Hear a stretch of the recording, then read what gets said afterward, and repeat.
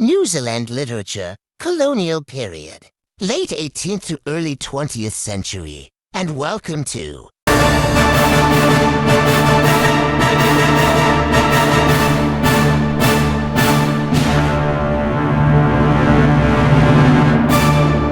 Ilakkiyam literature.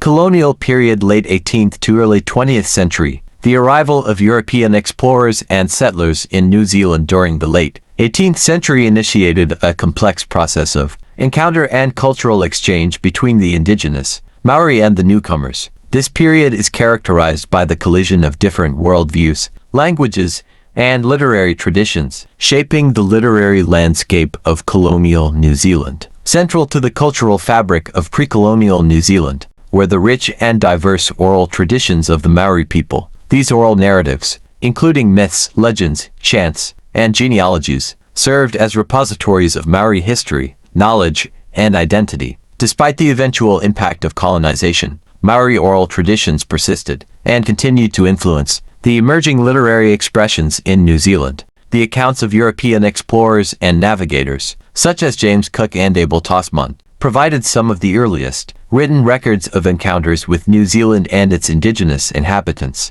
These exploratory narratives, often imbued with a sense of adventure and discovery, laid the foundation for European perceptions of the exotic and untamed landscapes of New Zealand. During the colonial period, New Zealand literature was primarily shaped by the literary movements prevalent in Europe and Britain. Realism and naturalism emerged as dominant literary modes, reflecting the experiences of European settlers in their interactions with the rugged landscapes and indigenous cultures of New Zealand. Themes of exploration, conquest, and settlement permeated the colonial literature, portraying the triumphs and challenges of the colonial enterprise. Notable authors and works. Several authors emerged during the colonial period who contributed to the burgeoning literary scene in New Zealand. Katherine Mansfield. Mansfield is celebrated as one of New Zealand's most renowned literary figures. Her short stories, such as The Garden Party and At the Bay, explore themes of class, identity, and the complexities of human relationships. Alfred Domett.